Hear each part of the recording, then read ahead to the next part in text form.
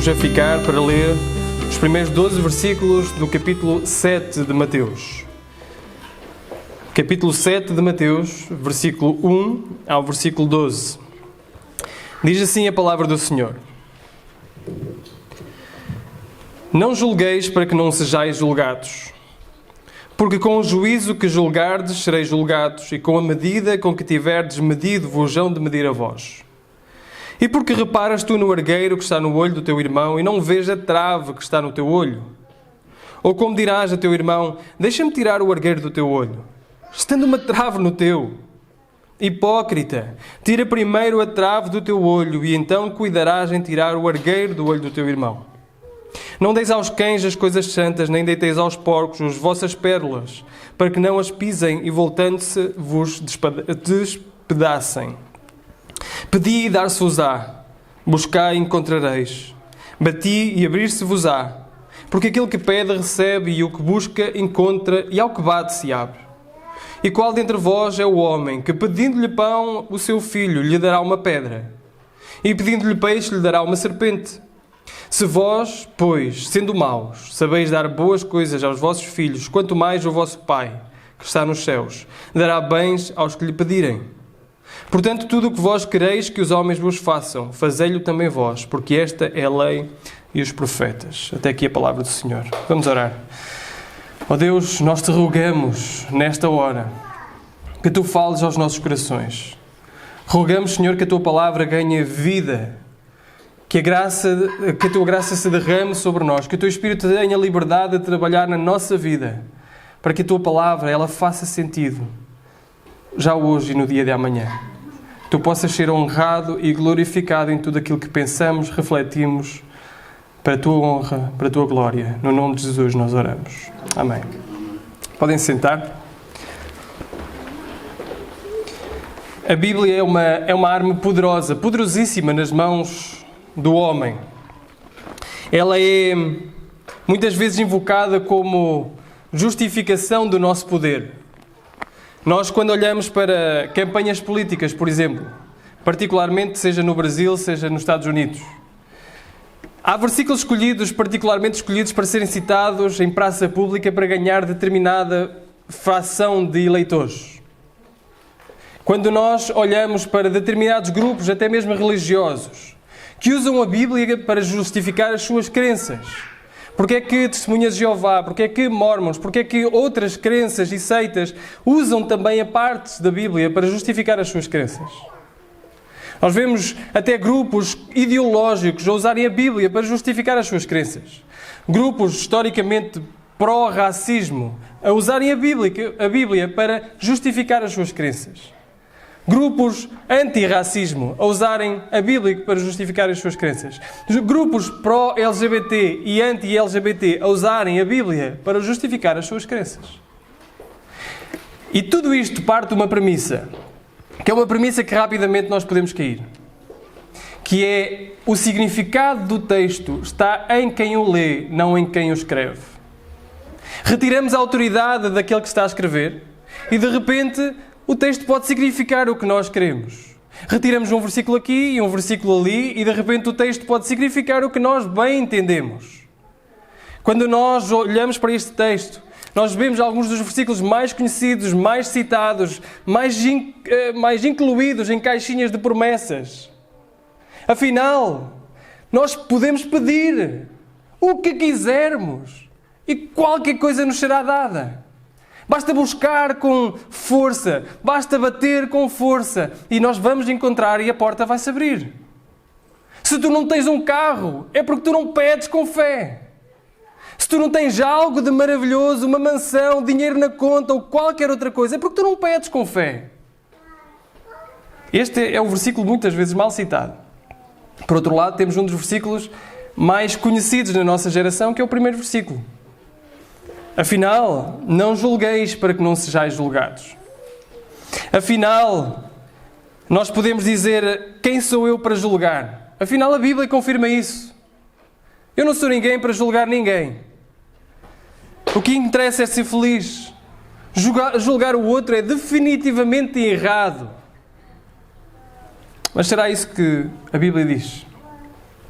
Nós precisamos de entender e aproximarmos da Bíblia com noção de quem fala e perceber o seu contexto. Há aquela expressão muito conhecida, não é? Um texto fora do contexto é um pretexto para eu fazer o que quero.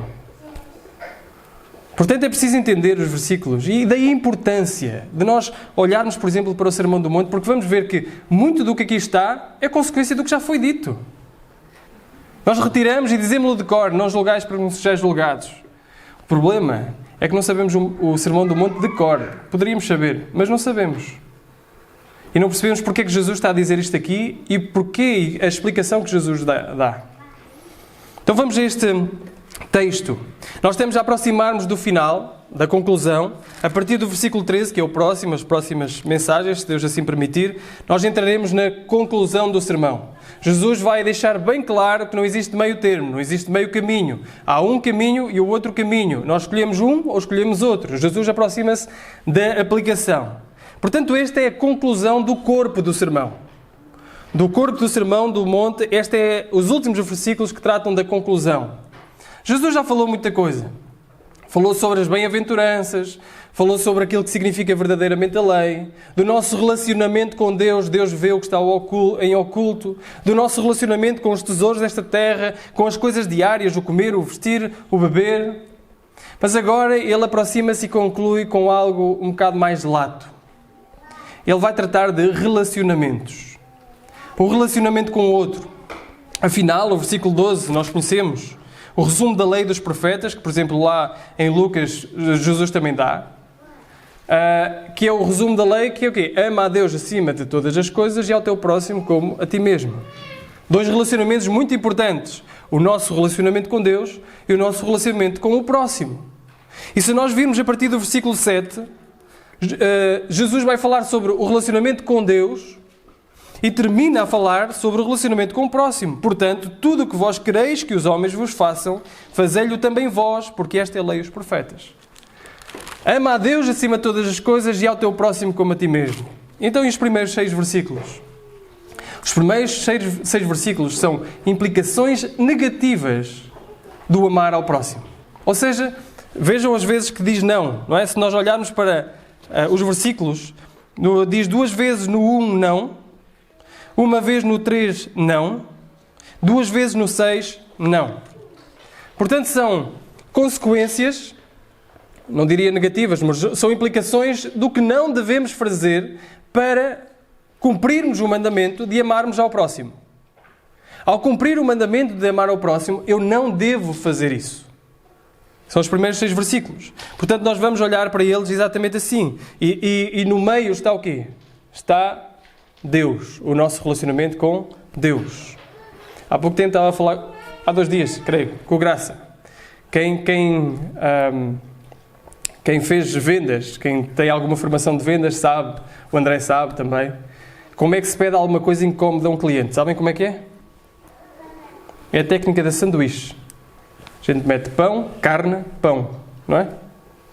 Então pede uma coisa que naturalmente eles iriam dar, uma coisa que dificilmente eles iriam dar, e depois pede outra coisa que naturalmente eles iriam dar.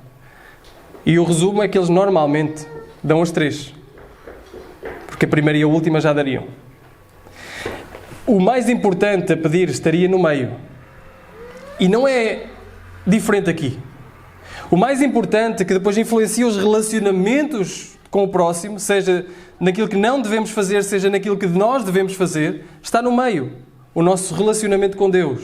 A forma como nós lidamos com Deus bondoso, com um Pai bondoso, um Pai que gosta de nos dar boas coisas. É esse o relacionamento. Então, em primeiro lugar, vemos do versículo 1 ao 5 o que não devemos fazer. E aí sim nós lemos o primeiro versículo. Diz o quê? Não julgueis, para que não sejais julgados. Este é o mantra perfeito para uma sociedade pluralista, diferente, de diferentes ideologias, de diferentes comportamentos, de diferentes visões de vida, de diferentes religiões, valores, nacionalidades. Este é o mantra perfeito para a nossa sociedade de hoje, do Ocidente particularmente. Somos todos diferentes, portanto, não vamos julgar. Não julguemos uns aos outros. Mas a verdade é que é mais complicado do que isso. é mais complicado do que aquilo que nós queremos fazer parecer, porque nós até podemos dizer ou tentar não sermos julgadores. Nós podemos até pensar que não deveríamos ser ou desejar não sermos julgadores. Mas a verdade é que todos nós o somos. Aliás, quando nós julgamos alguém como sendo julgador, isso mesmo é um julgamento. Todos nós somos julgadores. Todos nós temos em nós um espírito de discernimento que procura discernir aquilo que é certo e aquilo que é errado. Por isso, quando Jesus diz não julgueis para que não sejais julgados, Ele sabe perfeitamente a quem está a falar. A pessoas que naturalmente julgam. Portanto, não deve ser um tipo de julgamento, ou não é todo o julgamento que Jesus deve estar a criticar e a parar. É um tipo de julgamento específico que Jesus está a impedir de ser feito. Aliás, o que é que Jesus nunca poderia estar a dizer? Que nós não podemos julgar nada. Senão o versículo 6 já estaria riscado do nosso texto. Implica algum discernimento. Não deis aos cães as coisas sagradas ou as coisas santas. Não deis aos porcos as vossas pérolas. Como é que nós sabemos quem é porco, quem é cão? É preciso discernimento. É preciso perceber, julgar o que é certo e o que é errado. Quem é quem? Quando andamos mais para a frente, ainda no Sermão do Monte, nós, no versículo 15 e no versículo 16... nós vemos exatamente isso. Ele diz assim: acautelai-vos, porém, dos falsos profetas, que vêm até vós vestidos de ovelhas, mas interiormente são lobos devoradores. Por seus frutos os conhecereis. Por seus frutos os conhecereis. Como é que nós podemos saber quem é lobo, quem é ovelha, quem é falso profeta, quem não é? Pelos frutos. Portanto, Jesus está a dizer: discernam, julguem entre vós. O próprio Jesus era alguém que julgava. Nós conhecemos mais ou menos a história de quando Jesus entra no templo, vê lá os cambistas, os vendedores, o que é que ele faz? Jesus diz assim: quem sou eu para julgar estas pessoas? Nós estamos todos em diferentes estágios de vida. Eu estou no meu, eles estão no deles, portanto não vou fazer nada.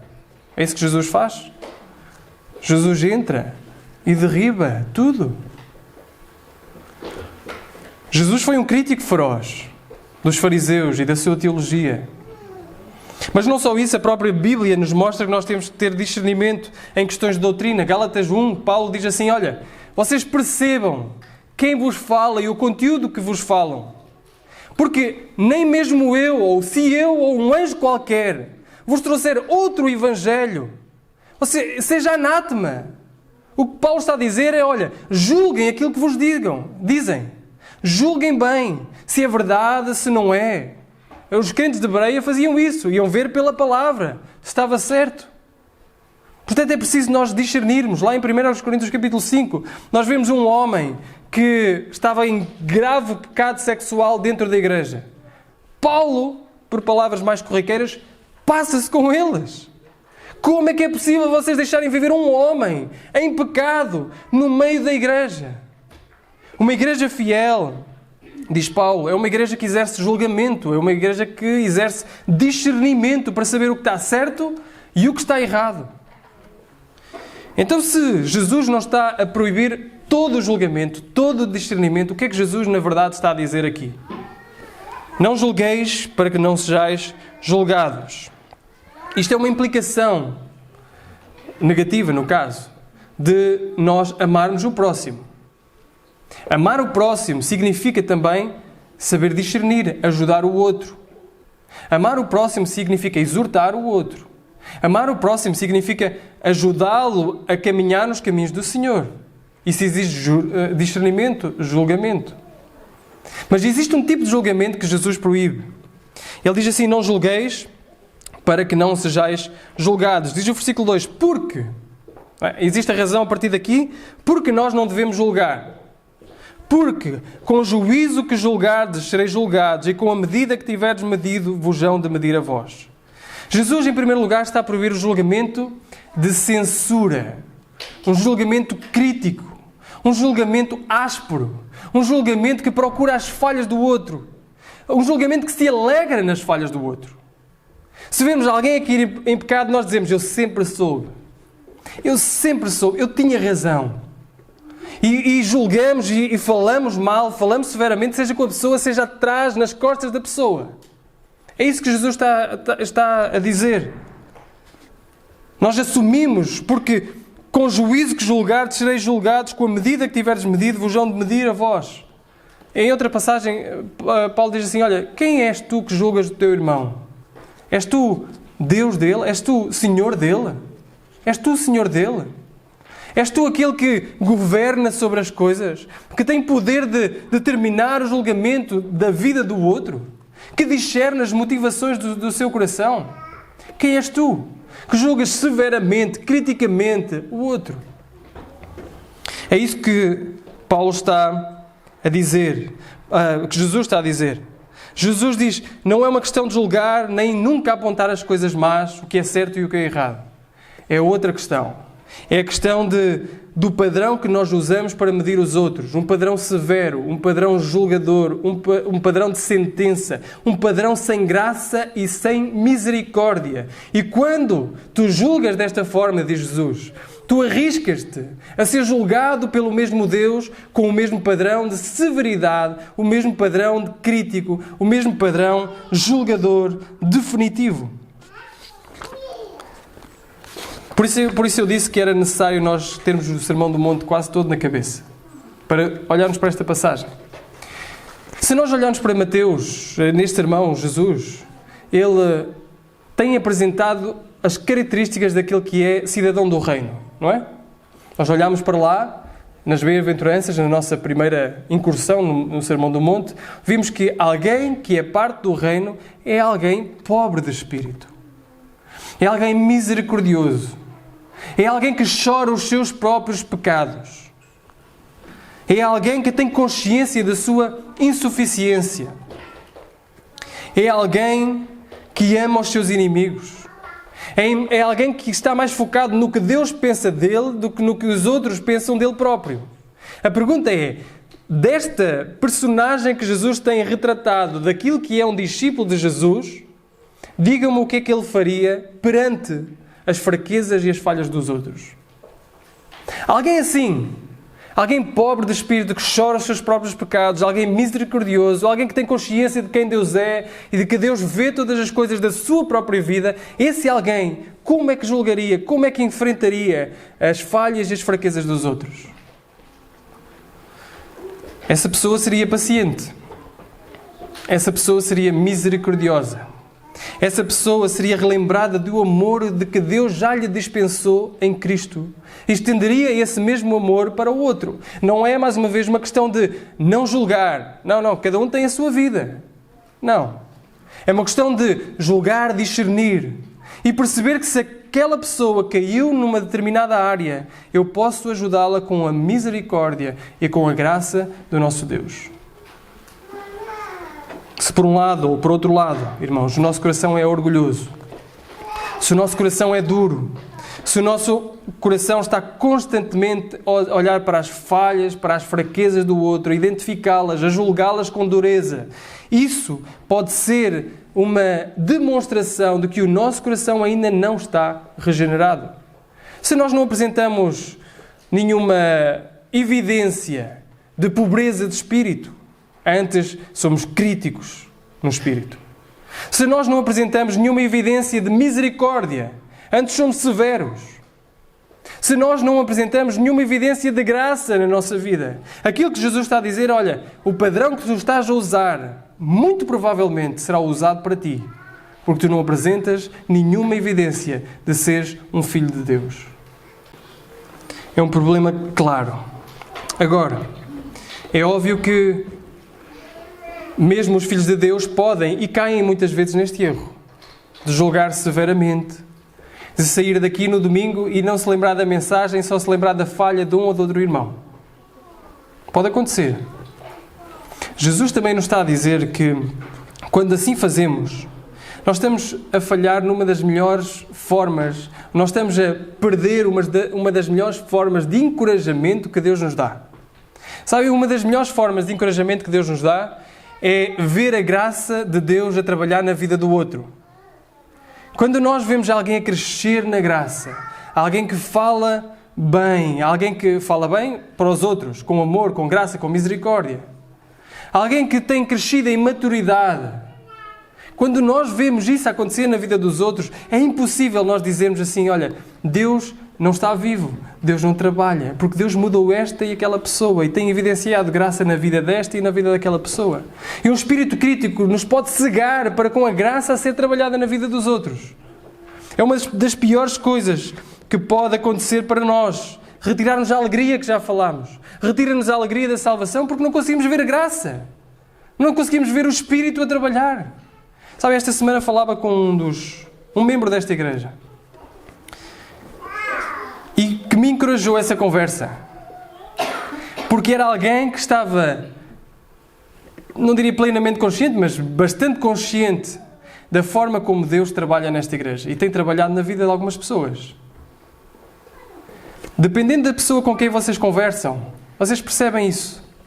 Há pessoas que quase só veem Deus a trabalhar na vida dos outros, na vida desta igreja. Dava graças a Deus porque Deus tem contrariado até a tendência da nossa nação nesta igreja. Dava graças a Deus porque algumas pessoas têm chegado à salvação nesta igreja local. Davam graças a Deus porque nós temos crescido em maturidade nesta igreja local. E tantas vezes o nosso espírito crítico e severo, julgador, nos impede de ver isso. Que maior encorajamento é nós podermos ver Deus a trabalhar na vida dos outros. Para nós mesmos. Para nós mesmos. A nossa palavra uns para com os outros não deve ser severa, dura, crítica. Paulo diz em Colossenses, a vossa palavra seja também agradável, temperada com sal, para que saibais como vos convém responder a cada um. Agradável, uma palavra agradável uns para com os outros, temperada com sal. Diz em Efésios 4:29, não saia da vossa boca nenhuma palavra torpe, mas só a que for boa para promover edificação, para que dê graça aos que a ouvem. Efésios 4:32, sede uns para com os outros benignos, misericordiosos, perdoando-vos uns aos outros, como também Deus vos perdoou em Cristo. Irmãos, temos que admitir que a nossa tendência muitas vezes é estarmos certos mais do que sermos bondosos uns para com os outros. Temos sido rápidos a encontrar falhas nos outros e muito lentos a reconhecer as nossas próprias fraquezas. Por isso Jesus, nos próximos versículos, conta uma história pitoresca. Ele conta uma história de alguém que tem um tronco no olho. Tem um poste da PT desses de madeira no olho e não consegue ver isso, mas consegue ver um cisco, uma pequena partícula de pó no olho do outro. É aquele que está completamente cego para com as suas próprias fraquezas e bastante consciente das fraquezas e falhas dos outros. Outra pessoa desta igreja dizia esta semana que tem criado este exercício de quando alguém está a falar, quando a palavra está a ser pregada, aqui não olhar para a direita nem olhar para a esquerda, mas olhar para si mesmo. Olhar para si mesmo e ver o que é preciso mudar em mim mesmo em relação àquilo que está a ser pregado. Não na falha do outro, porque é muito fácil agora nós olharmos, não julgueis para que não sejais julgados. E nós determinamos logo ali 3, 4 pessoas que conhecemos que são bastante críticas, bastante severas e rapidamente nos focamos no outro e não em nós mesmos. Aquilo que Jesus está a dizer, olha para ti. Ele não está a dizer, como diz no versículo 5, tira primeiro a trave do teu olho, então cuidarás de tirar o argueiro, ou o pó do olho do teu irmão, o cisco do olho do teu irmão. Ele não está a dizer, deixa de tirar o cisco no olho do teu irmão. E antes, ele está a dizer, olha, tira primeiro o teu. Olha primeiro para o teu coração. Tem certeza das motivações do teu coração. Tem certeza das fraquezas do teu coração. Arrepende diante de Deus. Então, assim, com misericórdia, graça e amor, tu estás pronto para ir ajudar o teu irmão a tirar o cisco do olho dele. Não é isso que aconteceu com Davi? Nós conhecemos muito bem a história, não é? Davi tinha uma trave no seu olho. Davi cometeu adultério, conspirou para cometer um homicídio. Deitou-se com uma mulher que não era dele e mandou matar o marido dela. E o seu pecado era um pequeno cisco, não estava lá, não se notava. Deus teve que enviar um profeta para lhe contar uma história de um homem que tinha muito gado, muitas ovelhas, e de um outro que só tinha uma. E ele disse, olha, vindo um viajante, o que tinha muitas, mandou ir buscar a única do outro para a matar e para fazer um banquete para receber esse mesmo viajante. E Davi ficou tão enraivecido com aquilo que estava a acontecer que disse, esse homem merece a morte. E Naté disse, vive o Senhor, que digno de morte é o homem que fez isso. E pela cordeira tornará a dar quadriplicado pelo que fez tal coisa e porque não se compadeceu. Então Naté disse a Davi, tu és esse homem. Estava uma trave gigante nos olhos de Davi. E ele conseguiu ver o cisco no olho daquela história. Não quer dizer que esse homem tivesse feito o que era correto. Precisava de retirar o cisco? Precisava. Mas o que Naté estava a dizer é que tu és esse homem. Tu precisas tirar a primeira trave do teu olho antes de olhar para o outro. Tu precisas de ter um momento de inspeção, autoavaliação. Pedir a Deus que sonde o teu coração para retirar as traves do teu olho, para depois sim poder ajudar o teu irmão. Porque é impossível, irmãos, passarmos por um processo de avaliação própria. É impossível passarmos por um processo de arrependimento diante de Deus, de confissão e arrependimento diante de Deus, receber a graça de Deus e sair de coração endurecido para tratar o cisco do outro. No máximo, nós vamos sair conscientes de que somos igualmente pecadores e que somos chamados a nos ajudarmos uns aos outros a crescer em maturidade diante de Deus. Irmãos, quais são os primeiros pensativos em relação ao outro?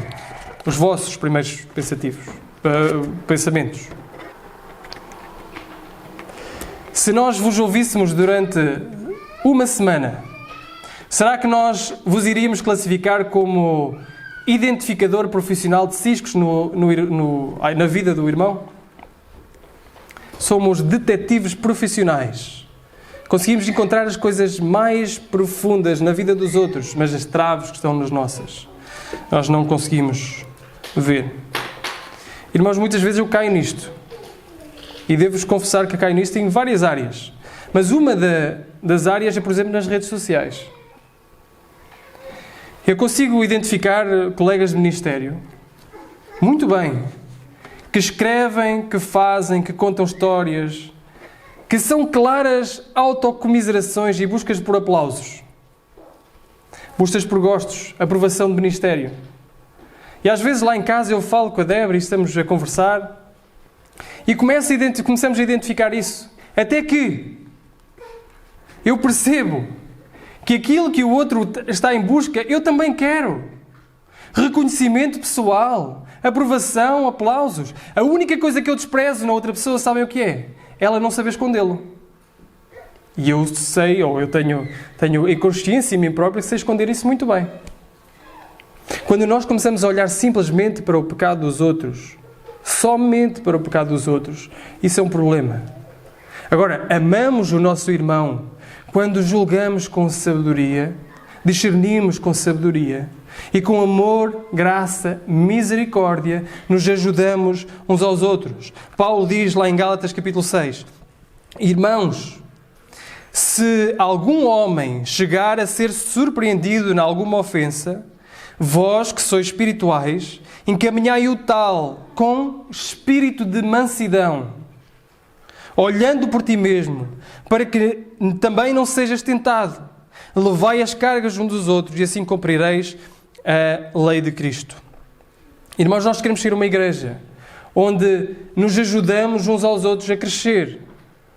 Igreja onde homens mais velhos ensinam e orientam homens mais novos a crescerem e a amarem as suas esposas, a crescerem em sabedoria no seu próprio trabalho.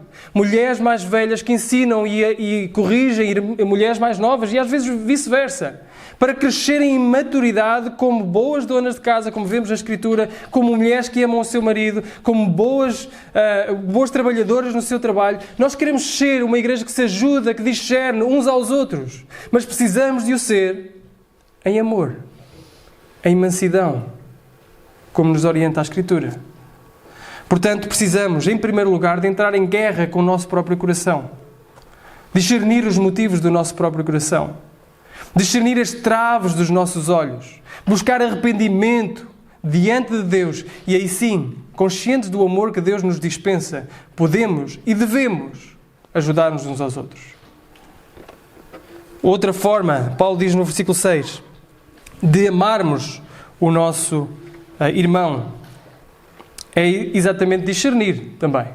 Diz assim: não deis aos cães as coisas santas, nem deiteis aos porcos as vossas pérolas, para que não as pisem e voltando-se vos despedacem. A imagem aqui também, mais uma vez, Jesus fazia isto muito bem, é pitoresca, é agressiva, porque quando falamos de cães, quem gosta aqui muito de animais, particularmente de cães, começa a pensar: o meu cão? A minha bola de pelo? O meu fluffy? Não, nunca. Mas quando Jesus fala aqui de cães, não está a falar destes cães domésticos que nós temos por casa. Está a falar de cães ferozes, que vivem em matilhas, que estão prontos a despedaçar qualquer coisa quando são contrariados. Quando fala de porcos, está a falar para um judeu que entende claramente que porco é um animal impuro, imundo. Portanto, ele diz: olha, não deis as coisas santas, nem deiteis aos porcos as vossas pérolas. Porque imaginem a imagem de alguém com um saco de pérolas, a dar aos porcos. O porco, a primeira coisa que pensa é comida. É comida. É comida. E vai em busca da pérola para comer. Mas aquilo que acontece é que quando tenta mastigar a pérola, ele não vai entender como comida. E naturalmente se vai virar para com aquele que deu a pérola e vai procurar magoá-lo, vai procurar despedaçá-lo, como diz a Escritura. A ideia é de alguém que não tem discernimento para entender aquilo que lhe está a ser dado. O porco não pensa: ai, uma pérola, que bom, vou vender e vou comprar mais comida. Afinal, era só uma casca de abóbora, mas com isto eu posso comprar um bife requintado. Ele não vai dizer isso, não tem discernimento para perceber o valor da pérola. E é isto que Jesus nos está a dizer: olha, vocês precisam ter discernimento. Sim, é preciso julgar, discernir o que é, e depois tirar primeiro a trave do teu olho e ajudar a tirar o cisco do olho do teu irmão, com amor, com mansidão, com misericórdia. Mas pode acontecer o caso de que a pessoa que estás a ajudar e a tentar ajudar não reconhece tal como ajuda. Não reconhece isso como ajuda. Salomão nos diz exatamente isso em Provérbios 9:8. Não repreendas o escarnecedor para que não te aborreça. Repreende o sábio e amar-te-á. Pode acontecer nós estarmos a ajudar alguém que olha aquilo como uma ofensa, que se vira contra essa mesma pessoa, que se vira contra ti. Então Jesus está a dizer que nós somos chamados a ter discernimento e perceber quem é sábio e quem é tolo. Porque o que pode acontecer é nós estarmos a endurecer ainda mais o coração dessa pessoa que está a ouvir. O que pode acontecer é essa pessoa ainda ficar mais enraivecida. O que pode acontecer é essa pessoa se voltar mesmo contra nós. Portanto, precisamos de sabedoria para saber quando falamos, mas precisamos de sabedoria também para saber quando ficamos calados. Quando não vale a pena falar. Quando não é o tempo de falar. A pérola de grande valor, mais à frente, ela significa ou é mostrada como o Evangelho. E nós sabemos que há pessoas que... E nós vemos isso, não é? Mateus capítulo 10, vemos em Atos, Paulo a fazer exatamente a mesma coisa, pelo menos por 3 vezes. Quando Paulo, e no caso Jesus, instruiu aos discípulos a irem a uma cidade, pregarem o Evangelho. E as pessoas ouvem, algumas se convertem, outras ficam mais hostis. E começa a haver uma hostilidade tal que Paulo passa para outra cidade. Não fica ali, não se detém mais ali. Isso quer dizer que Paulo desistiu, que ele já não tem mais oportunidade de salvar? Não. Eles continuam a saber a mensagem do Evangelho e podem se arrepender pela mensagem que ouviram. Mas não endurecem mais o coração. diante da oposição clara, a ridicularização até da pessoa de Jesus. Pedro nos diz em 1 Pedro 3,1, numa situação bem particular: semelhantemente, vós, mulheres, sede sujeitas ao vosso próprio marido, para que também, se algum não obedece à palavra, pelo procedimento da sua mulher, seja ganho sem palavra. Às vezes pode acontecer isto, num casamento onde um é filho de Deus e o outro não é filho de Deus, que falar sobre Jesus no lar pode endurecer ainda mais o coração. Mas o procedimento de alguém que já conhece a mensagem, de alguém que já ouviu a mensagem, o procedimento daquela mulher ou daquele homem, pode fazer com que o marido ou a mulher seja ganho sem palavra. Portanto, estas são maneiras de nós amarmos o nosso irmão. Não julgarmos com dureza, com severidade, mas discernirmos. Quando falar, depois de olhar para o nosso próprio coração, e quando estar calado. Então Jesus passa para o relacionamento com Deus. A partir do versículo 7. Porque todo este dever de julgarmos bem, todo este dever de não jogar pérolas aos porcos ou coisas sagradas aos cães é dificílimo. E sem a ajuda de Deus nós não conseguimos. Sem o amor de Deus nós não conseguimos. Portanto, Jesus nos vai falar sobre uma particularidade deste relacionamento com Deus, que é o quê? Oração. Pedi e dar-se-vos-á, busquei e encontrareis, batei e abrir-se-vos-á. Aqui está o relacionamento com Deus em oração. Jesus já falou sobre a oração lá em Mateus capítulo 6. Jesus já falou, já nos deu um modelo de como orar. Agora vai falar sobre uma outra particularidade da oração, que é perseverança na oração. Perseverar na oração. Pedi e dar-se-vos-á. Notem como há um crescente. Pedi, buscai, batei, continuem, perseverem, orem, orem, orem. Se nós formos honestos, irmãos, dificilmente a nossa vida de oração pode ser caracterizada com esta palavra, perseverança. Se nós formos honestos connosco próprios, a nossa vida de oração, a maior parte, não estou a generalizar, mas talvez a maior parte de nós, não pode ser caracterizada com a palavra perseverança. E alguma da razão disso está por não entendermos o que Jesus fala aqui. Ele diz: pedi, dar-se-vos-á. Batei, buscai e encontrareis. Batei e abrir-se-vos-á. E ele dá-nos 3 motivos para nós fazermos isto.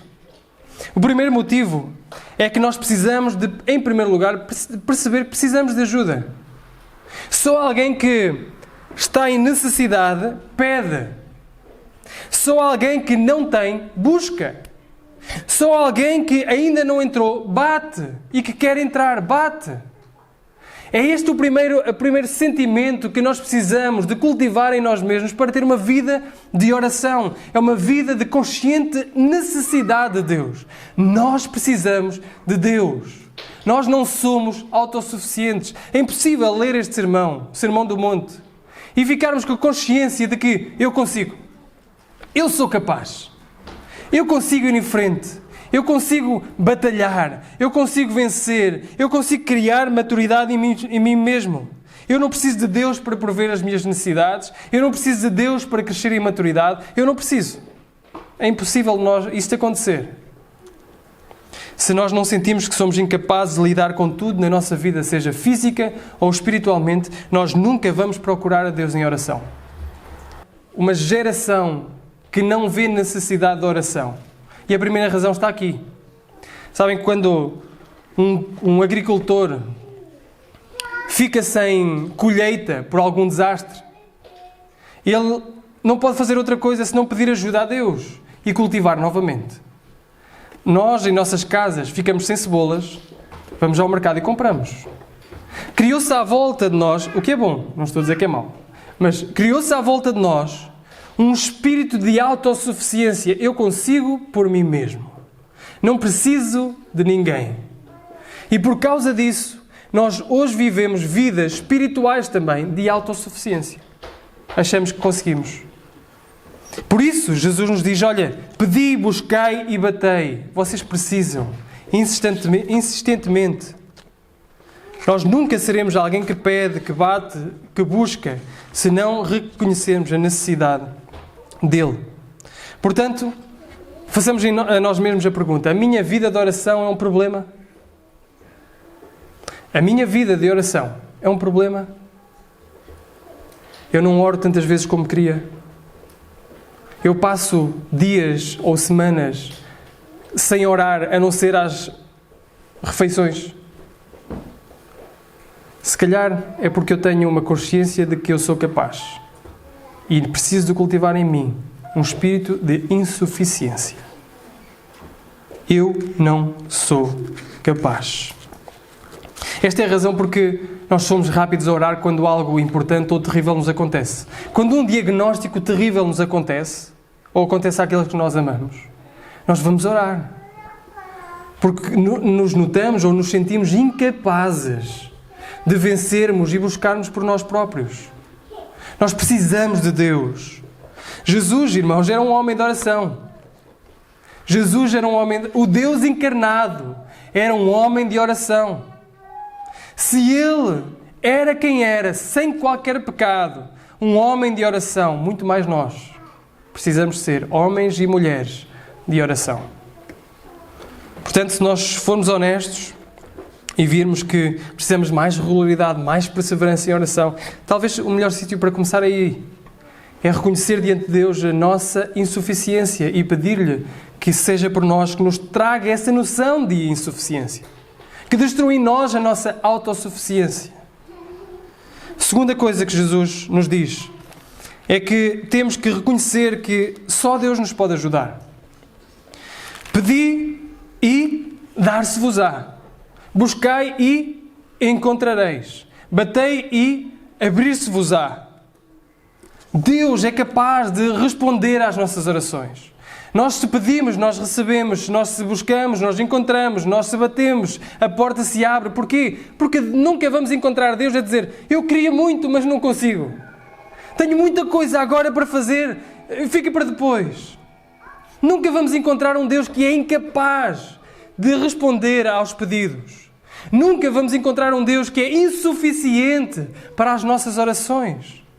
Deus é um Deus que tem poder para responder às nossas orações. Portanto, Ele diz: olha, pede, busca, bate, porque nunca vais esgotar os recursos de Deus. Nunca vais esgotar esses mesmos recursos. Nunca encontrarás algo para além do poder de Deus.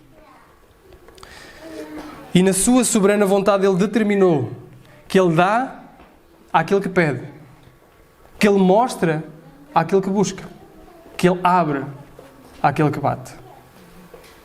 Nós podíamos perguntar, se lemos o capítulo 6, porque é que nós precisamos de orar? Afinal, lemos e falámos no último domingo que o Senhor já conhece tudo o que precisamos. O Senhor sabe muito bem o que nós precisamos. E nós perguntamos assim: então porquê é que eu preciso de orar? Senhor sabe, se o Senhor sabe, porquê é que eu preciso de orar? E a resposta é que Deus determinou que a oração é o meio para as portas dos céus se abrirem, para nos dar aquilo que nós necessitamos, as boas coisas para o qual nós necessitamos. Existe muita passagem que nos exemplifica isso. Até aquela que fala sobre os bons pensamentos, os altos pensamentos que o Senhor tem do povo, no caso. E aí Ele diz assim: olha, quando terminar o cativeiro, que será de 70 anos, quando terminar o cativeiro, eu vou-vos retirar. Vocês vão orar a mim. Eu vou ouvir a vossa oração. Eu vou-vos retirar. Ele não diz: olha, quando passar 70 anos do cativeiro, eu vou ver se vocês oram. E vou ver se vos deixo sair ou vos mantenho lá. Quando passar 70 anos, vocês vão orar e as portas do céu se abrirão. Vocês vão sair do cativeiro. Sim, é verdade que a oração não serve para informar Deus das nossas necessidades. A oração também não serve para dobrar Deus à nossa vontade.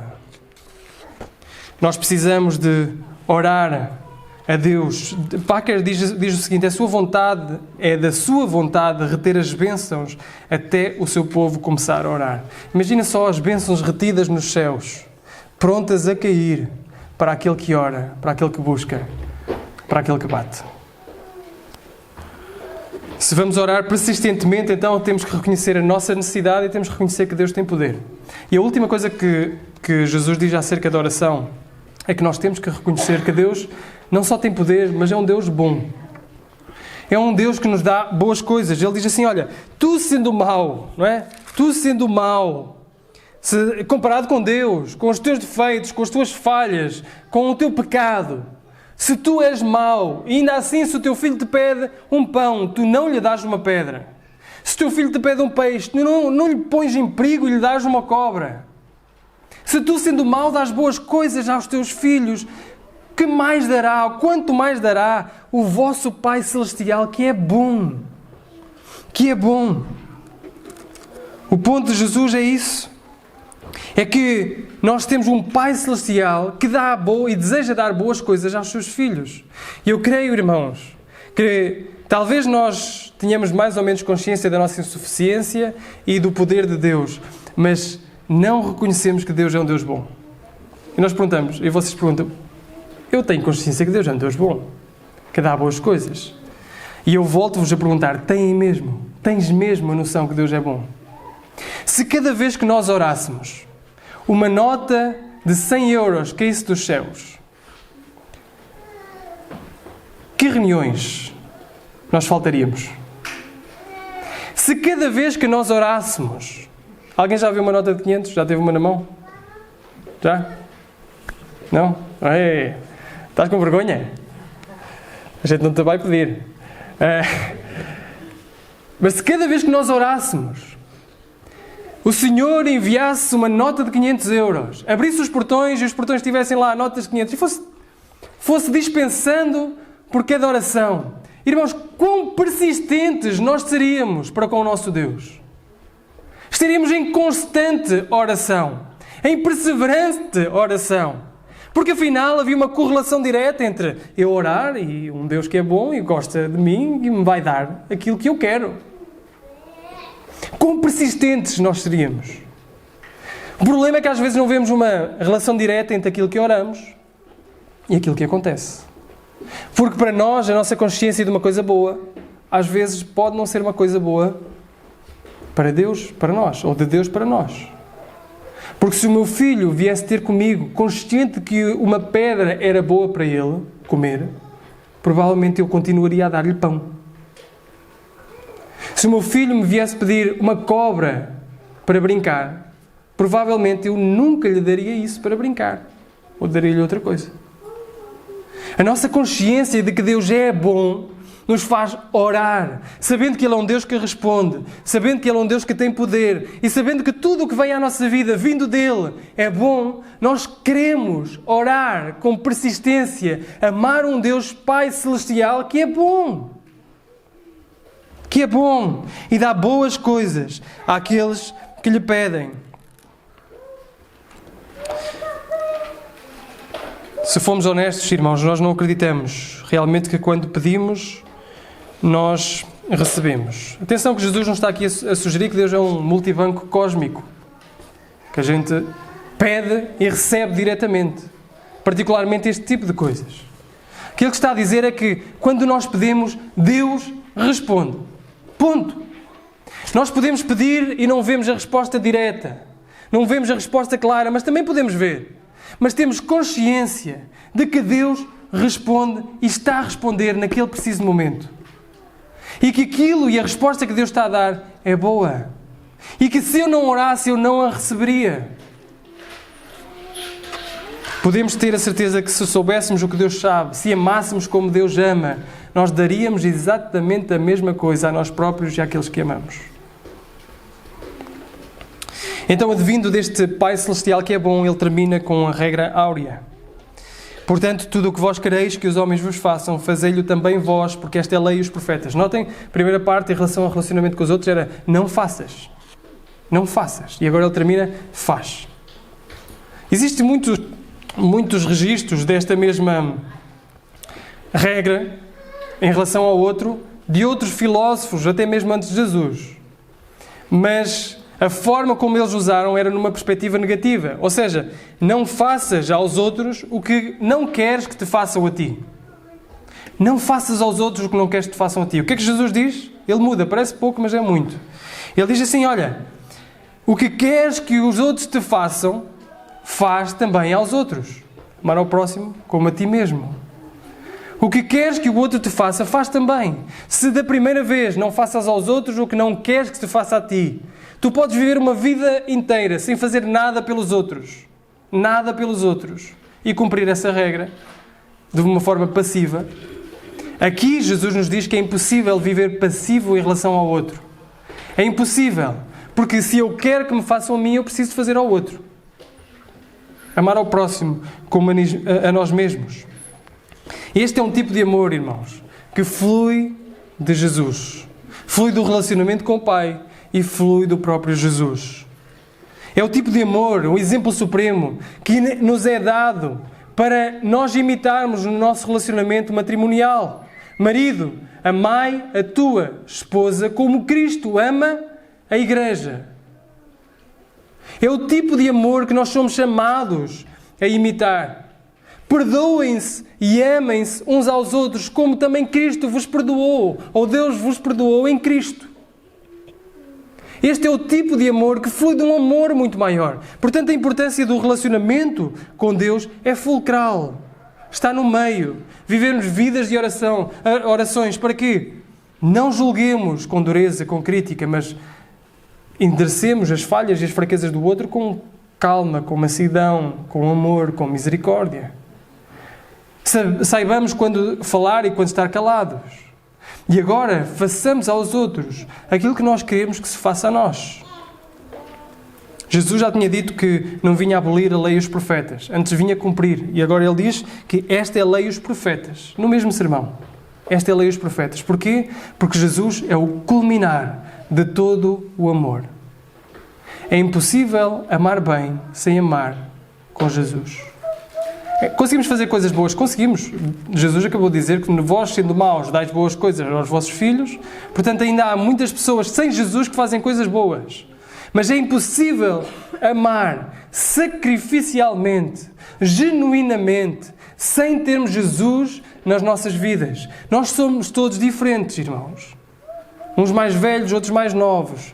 Uns de uma cor, outros de outra. Uns de uns países, outros de outros. Nós temos gostos diferentes. Temos tanta coisa diferente. E a pergunta é porquê é que nos amamos? Ou porquê é que nós devemos nos amar? Porque é o amor de Jesus Cristo que nos une. É o amor de Jesus Cristo que impulsiona o nosso amor. Então, eu faço-te esta pergunta. Tu tens Jesus. Eu faço-te esta declaração. Tu precisas de Jesus. Tu precisas do verdadeiro amor, que transforma de dentro para fora, para amar os outros genuinamente. Aquele que ama, ou aquele que é amado por Deus, ele pode e deve amar os outros genuinamente. Devemos viver vidas de arrependimento genuíno à luz da cruz. Conscientes do amor, da misericórdia de Deus, em relacionamento constante com o nosso Deus. E aí sim, nós vamos amar o outro, relacionarmos com o outro, como nós somos chamados a relacionarmos. Vamos orar?